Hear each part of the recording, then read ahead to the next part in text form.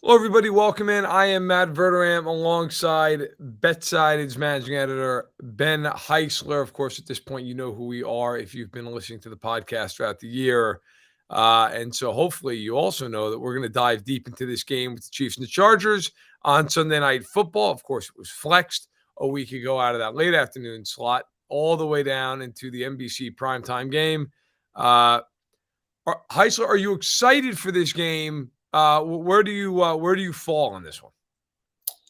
I'm excited only in the sense that I kind of know that there's always going to be a lot of points, right? Like this is always the matchup where Mahomes traditionally goes to work, with the lone exception being Herbert's first ever start against Kansas City. Like this game has Right. gone over 50 and a half in 4 consecutive games. It's hit the over, I think, in 5 of 6. There's plenty of points to go around, which I think a lot of us might have not expected, given that Brandon Staley was a defensive background type guy. We thought that with their pass rush, it would start to maybe be a little bit more chippy, games would be a little bit closer. Right. Has not been the case. Kansas City has gone to work against these Chargers teams. And even though the Chargers have won 2 out of 4 in this previous series, the Chiefs have taken the last 2.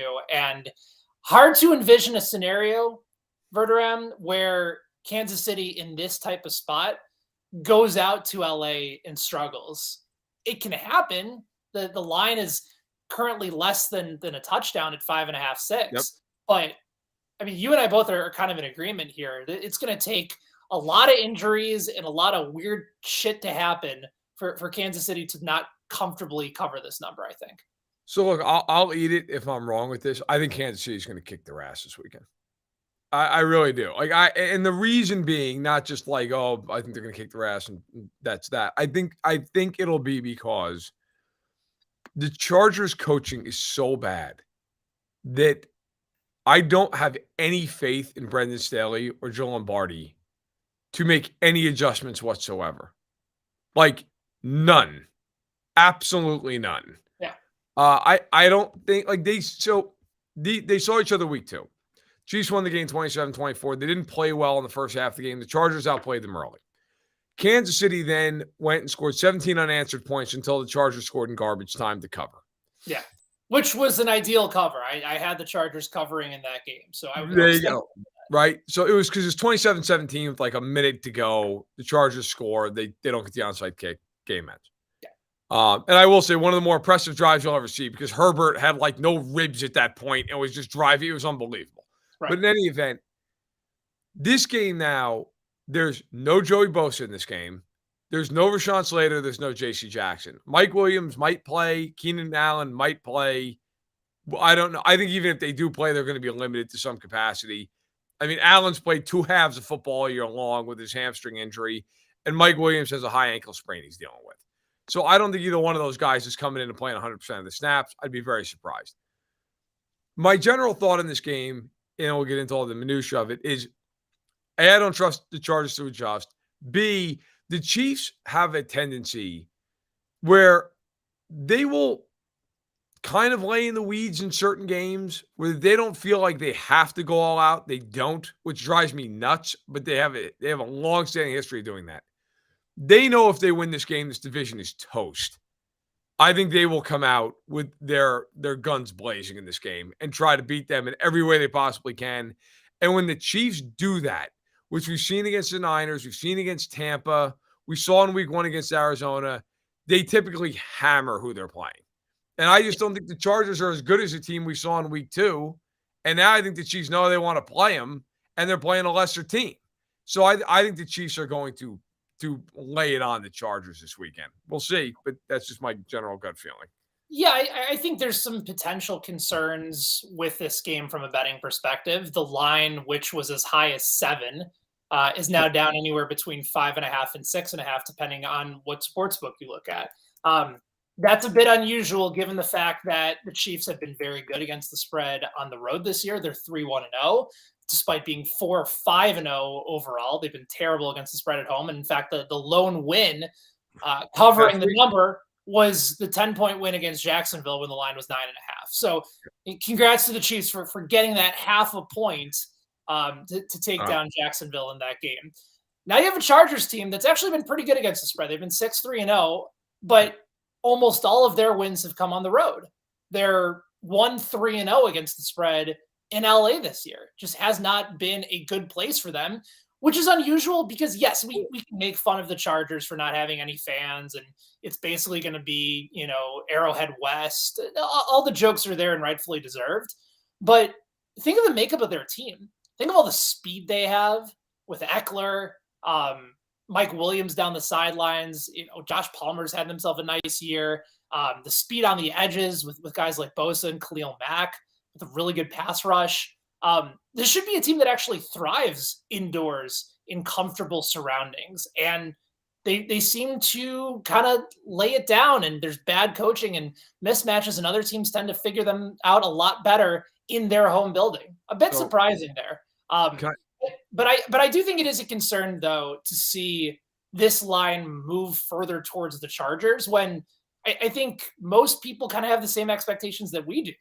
Kansas City goes out on the road, knows what's at stake here. Consistency against the division. I guess I'm having a hard time following why the Sharps have been on the Chargers, other than maybe just think it's too many points in a road game in primetime when we've seen weird things happen. I think it's because these teams typically have played close games. Mhm. Like 3-point game earlier this year, even though, again, garbage time matters in betting. So it's 3-point game. Last year they had that classic game on Thursday Night Football that went to overtime that the Chiefs won. The game prior to that in Arrowhead, the Chargers won, I believe, by 6. So it's always close. I get it. Like, I get why the line is the way it is.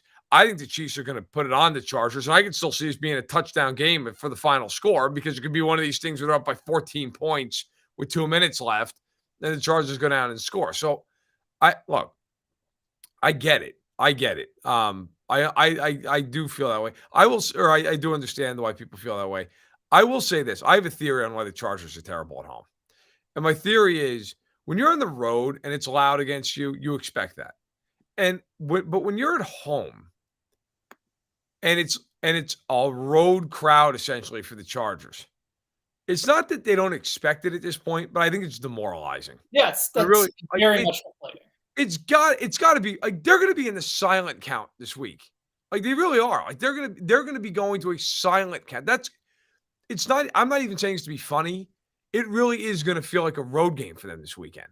You're going to have 50,000 Chief fans at this game going berserk.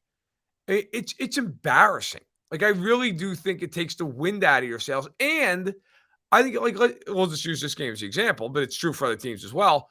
If you're the Chiefs and you walk out there and there's a roar when you walk out onto the field, like, I think it adds a little something. Like, when they do the anthem for this game, you're going to hear that whole "Home of the Chiefs." Yeah, home of the Chiefs. At SoFi. It's embarrassing. I do think there is something to that. The emotional, psychological part of this, where we're at home, but we're not at home. And we're on the road, but it's like we took Arrowhead Stadium with us. Yeah. I do think because let me ask you, I mean, you're the betting expert here. If this game, all the same stuff, everything equal, weather good, the whole deal, this game's at Arrowhead, what is the line for this game? Probably 7.5. Right. It's like, it's the same damn line. Yeah. Like, I don't think it matters. And it's funny. To be fair, I listened. I was listening to Bill Simmons' podcast at the gym this morning, and they were going over the line, and he had the same thought I did. I can honestly say I thought at the same time, but like, he asked his partner on the show at the same thing, like, what would the line be? And they both were like, yes, 7.5. I was sitting there thinking, like, yeah, that's what it would be, right? Like, so, kudos to them for bringing that up. I want to make sure I mention that, but it's the truth. Like, it wouldn't be that. It's not like if they played at Arrowhead, this game would be a 10-point line. Right. It would probably be about a touchdown. So I think it just goes to show what absolute no home field advantage the Chargers are dealing with. I think that's a really interesting point, and it certainly adds up. It just doesn't seem like the same level of juice is there for them when they're at home. And it's also crazy to think about, like, for all the issues that the Chargers have, and if you kind of go and take a look at how these two teams match up, I mean, it's not good for LA. Like, yeah, they're 6-3 against the spread. Yes, they're still have a winning record. I think the perception on them is maybe worse than they actually are. But it's not a good football team, even with It's not. a It really well is.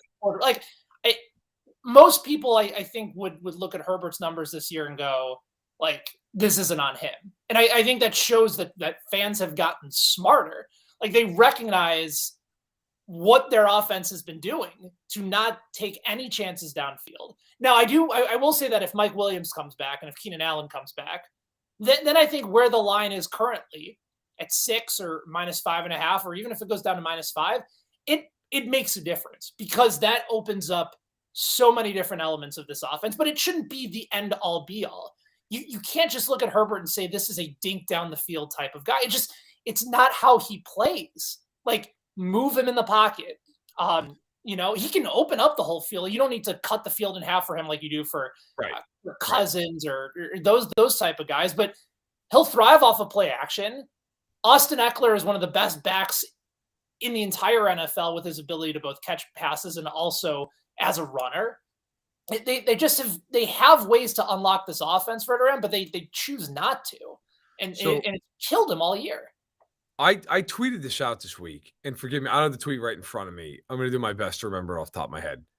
Austin Eckler this year is on pace for 135 catches. Yeah. You know how many yards he's on pace for? It's like less than 800. 793 yards. That's impossible. Like, mathematically, that's impossible. The other thing with Eckler, by the way, quietly, really has not been that effective this year. Like, really has not been. Like, now, obviously, he has a million receptions, but for nothing on every catch. And then if you go and look at him running the ball this season, he has one game that is a ridiculous outlier against Cleveland, where he has 16 carries for 173 yards and a touchdown. Other than that, here are the stat lines for him rushing this season. 14 carries, 36 yards. 14 carries, 39 yards. 4 carries, 5 yards. 13 carries, 60 yards. 14 carries, 36 yards. 9 and 31. 14 and 47. 6 and 24. They can't run. How much do you put on him for that, though? No, I mean, it's combination. It's combination. But my point is, I'm not trying to denigrate him. He's an excellent player. My point is, they can't run for crap week in and week out. Herbert, who, by the way, is really athletic, is a guy who can run when he wants to, okay? Now, I know he's got the ribs. I get it. Herbert this year has 73 rushing yards. So they're not getting anything out of him. So it's all on Eckler because all their other running backs have done absolutely nothing all year long. Receiving wise, Eckler is comically leading them in receptions. I mean, nobody else even is within 30 of him. Mike Williams is almost 500 yards in 7 games. So Mike Williams has been playing well and he's been healthy. Palmer's been a guy. Palmer, to be fair to him, he's having a pretty good year. He's probably going to have around 800 yards, which is solid. Gerald Everett, probably around 700 yards as a receiver or a tight end, excuse me. DeAndre Carter's been decent, but really, it's a bunch of guys. Like there's nobody there who you're like that. Now, as you point out, look, Allen and Williams, if they play, it changes the equation to some extent. But I would almost posit, does it? I mean, the coaching staff is so horrified to throw the ball. And by the way, Mike Williams played in week 2. Outside of one ball down the field, they played the exact same way they play all year long. It was just underneath. They're horrified to throw the ball with any depth of target. I don't know that that's magically going to change this weekend, even if one or both of those guys play. Well, correct me if I'm wrong. Wasn't that also a game where Williams had a great first half and essentially disappeared in the second? I believe he had one catch in the second half for 5 yards. Yeah, he did nothing second half of the game. So, I mean, we were talking before we came on air about the lack of adjustments from Brandon Staley. I mean, there's clear-cut evidence right there. How does that happen when you are dominating the matchups, especially taking a few opportunities downfield? I know they didn't take enough, but they certainly did. They just didn't end up converting it for scores. Yeah. The lines for this game, I'm going through their history together. I mentioned that it's been over 50.5 points in 4 of the last 5 games that they've played. Right. The lone time it didn't hit that was a 23-20 victory for Kansas City. Couple years in ago. which that was Justin Herbert's first ever game. And I should also mention, too, that the Chargers won 38-21 in a game that Mahomes, I believe, did not play in.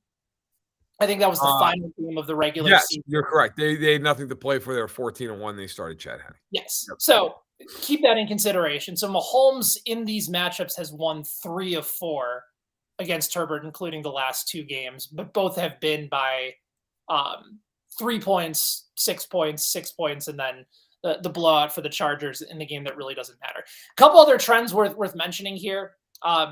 Obviously, if it's a primetime game for Mahomes, a lot of you are already familiar with his success, but it's also important to know how that stacks up relative to betting the line. So Patrick Mahomes at night, 19-7 in his career straight up. Again, some of these stats courtesy of Evan Abrams over at the Action Network.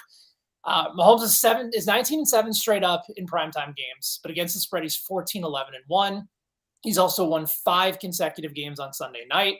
Away from Arrowhead is where he's had the most success in his career in covering the number, kind of like the Chiefs that we've seen from this year.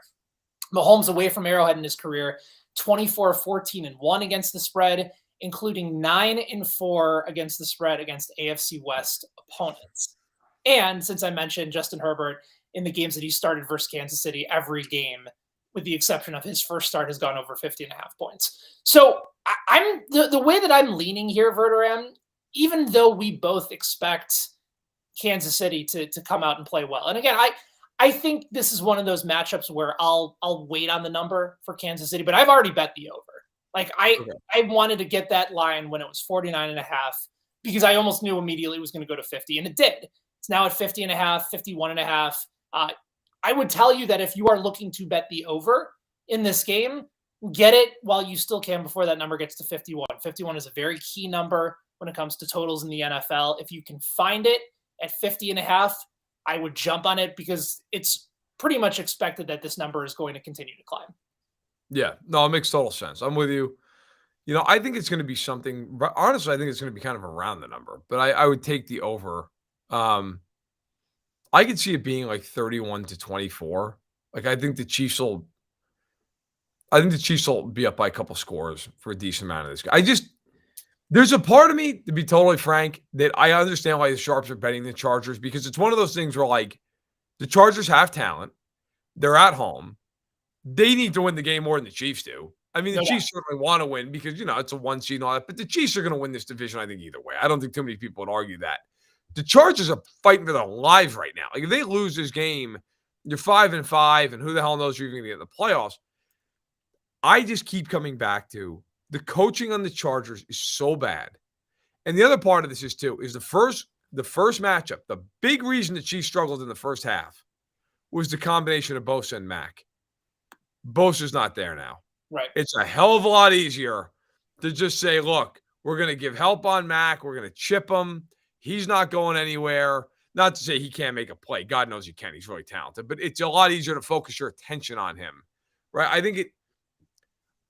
think this game, because of that, becomes a lot easier. Like, Slater and Jackson being out also matter. But it really matters to me that they have issues there with Bosa. The other side of the coin, too, is one guy to watch this game, and I don't know if this player props up yet, and I certainly don't know. Not yet, unfortunately. Okay. Yeah, I figured.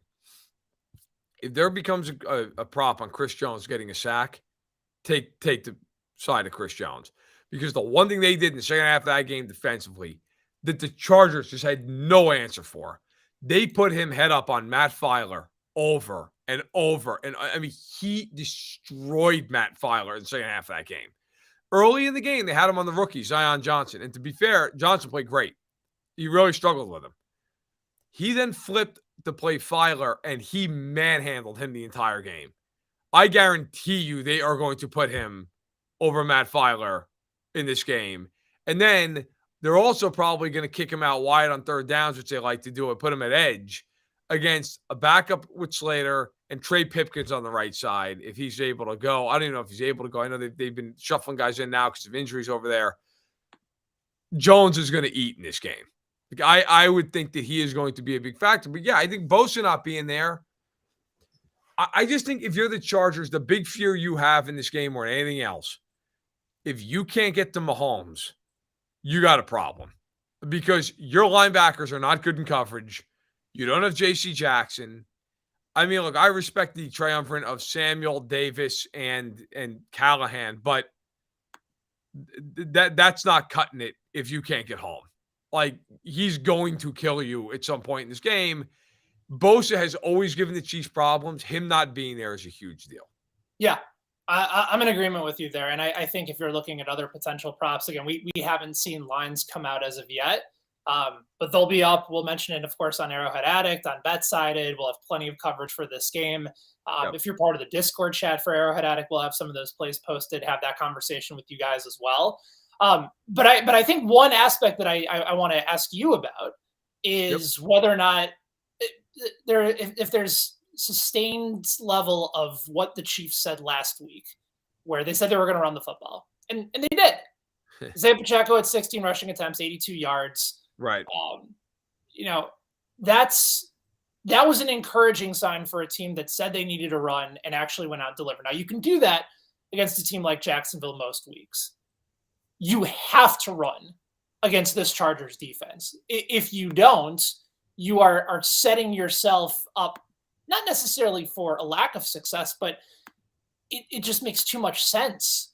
Like, this is where the Chargers rank as far as stopping the run this year. Yards per rush, opponent allowed, they're giving up 5.4 yards per rush. That's 31st in the NFL. Rushing yards per game, 146.8. That's 30th in the NFL. Yep. Rushing touchdowns per game, 1.2. That's 27th in the NFL. I mean, this is the team, Verderame, like, you have to run it against. The Chargers are 29th in opponent points per game. They're 29th in points per play and 26th in yards per play. They're 25th in the NFL in opponent third down conversion. Like, they can't stop anybody. So now you're dealing with a Chiefs team that Mahomes is obviously going to be able to throw down the field. Chiefs are number 1 in points per play. They're number 3 in yards per play. Passes per game, they're 3rd. Passing yards per game, 1. And Mahomes is on pace to break Peyton Manning's record. Yep. So we know what their abilities are downfield, even if they're missing a couple wide receivers. But man, it doesn't all have to be on him. You can run on this team. They just have to decide whether or not they're going to. And I would hope that the success of last week against a Jacksonville team that's actually been halfway decent against the run would clearly be an indication that this is yet another team that you have to do this against, because they've shown no signs of being able to stop it. Well, Heisler, you just said it better than me. You just summed up exactly why I think the Chiefs are going to smoke them in this game. I mean, all those defensive statistics. I don't know how the Chiefs are going to go about it, but I know they're going to score points. Right. I just look at this game and go, yeah, good luck. I mean, if the Chiefs have to score 40, I think they're doing it. I just don't see there any other way. Now, will they run the ball? I hope so. I don't know that, like, they have a history of running really well and then just going away from it for a month. So the gut instinct is they won't even try to run the ball because they just can't be bothered with it. Now, I will say this. Before that Jacksonville game, Bieniemy and his presser talked about, like, we need to run the ball more if we're going to get a run game going. And they did that. If they stick to it in this game, I think they will run for a ton of yards. They have a very good offensive line. Pacheco is built for turf. He runs like the wind. Like, I would put him on the field, and I wouldn't even bother with Edwards-Helaire. I really wouldn't. I just put Pacheco out there and let him run. I think they will complement the pass game with it. But I think the Chiefs are going to look at this game and go, unless they can get a pass rush, we're just going to turn this into a 7-on-7 game and just throw it and throw it and throw. Now, it also does depend. We got a few minutes left. Let's talk about it quickly. Depends, too, on their health. Is Juju going to play? We don't know. He's in the protocol. MVS, I'm sure, will play. He's just sick right now. I'm sure he'll be healthy by Sunday. And then Hardman has an abdomen issue. He's also ill. So it's unclear with him. If they're hampered in that regard, then maybe they'll run it. Although, I'll tell you one other thing they could do in this game, which they did against Jacksonville, is get Tony involved in the run game. Yeah. Where you're going to hit the ball to him a couple of times. I mean, he's one real, So McDuffie didn't play in week 2 against the Chargers, which has been talked about within Chiefs circles. Kadarius Toney obviously was not on the team. That is going to be really interesting because the Chargers, one thing about their corners, they're very small. Samuel's very small, Callahan's small. Toney is a big guy. Like, I wonder if there's a couple spots in this game where if the Chiefs get single coverage with him, they're like, you know what? Let's take a shot 50 yards down the field and just take a 50-50 ball with him. He's a big guy, like, if you view him as a back. Right? Like, Toney? Right? Toney? Like, I think Tony's about, like, 6'1", 195. He's not, like, he's certainly not Juju size. No. But, like, if you're using him as a back, like, that's a guy that's going to be able to have a little bit better vision, being able to use him in those types of spots. I honestly, man, like, we were, I don't know how you felt about it in the way in which he was used last week. When he first got brought on, like, I think at least my impression was, let him learn the offense a little bit. You might use him in a gadget play here or there. This isn't going to be a factor this year. They're showing that they want to use him and they want to use him actively. I can tell you straight up, talking to people around them after that trade was made, that was their expectation. Like, their expectation was, look, bring him in. He's got 3 years left on his deal, including his 5th-year option after this season. And, hey, anything this year is great, but this is more of a future move. They didn't expect him to come in and be this pro, at least not the what I heard. Right, and he's gotten rave reviews. Like, Travis Kelce, there's a quote going around from him saying, I don't know how curious when he got out of the building. I know. Well, he talked quite a bit on this podcast, New Heights, about it. I actually watched it last night. He said he's been nothing but professional, and he was raving about how intelligent he is. And, you're right. Like, he's not, like, measurable-wise, I actually went back and looked right at it. He said, you're right, he's 6'1", 195. But what surprises me is when you watch him, I guess it's because of his athleticism. He can jump. Plays bigger than he is. He plays like he's 6'4". So there's Juju's bigger, like he's thick. I mean, Juju's a big physical guy. Like, he's going to run you over.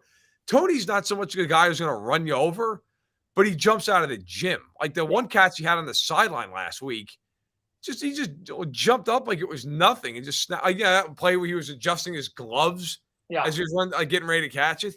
So I am curious to see if he gets matched up against one of the smaller corners that the Chargers have. If the Chiefs just say, you know what, Kadarius, go for it. 50 yards down the field, let's chuck it. But in any event, look, I'm very interested to see how they play. But I think if Juju doesn't play, that might lead them to run the ball a little bit more. I think so too. I think they should run it regardless of whether or not Juju's there or whether Hardman's there. But you and I both seem like we're in agreement here as far as like making actual picks for this game. I still lean over more so than the Chiefs against the spread. But it's very much a situation that as it unfolds, if I like the number heading into kickoff and I know who's in and who's out, if I can still get it at before maybe 6.5, I can still get it at 6. Right. I'll probably lean Chiefs here for at least this week. Yeah, I'm on the Chiefs all day here, and I have not been at time. I took Jacksonville to cover last week. I thought Jacksonville would cover. So maybe don't listen to me with the spreads because I was off on the last two. I took the Chargers to cover in week 2 though. I will say that, and they backdoored. You and I both did. I think the Chiefs are going to put it on them. I really do. I don't think the Chargers can stop them. I don't think they can stop them. And I think it's just like if you listen to Andy and Mahomes and their pressers, both of them this week, it's a big game. We know it's a big game. They have a tendency in games like this to just bring it all to the table. And I think if they do that, I don't think the Chargers have an answer. I don't think they can coach their way out of a paper bag. I think you're going to see a lot of 3rd and 8 swing passes to Eckler. There's nothing about the Chargers. I'll rephrase this before I wrap.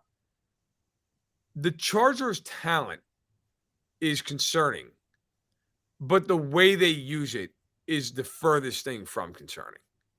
And so until that changes, I have no fear of the Chargers. I don't. I think if the Chiefs lose this game, it's going to be because the Chiefs played like crap.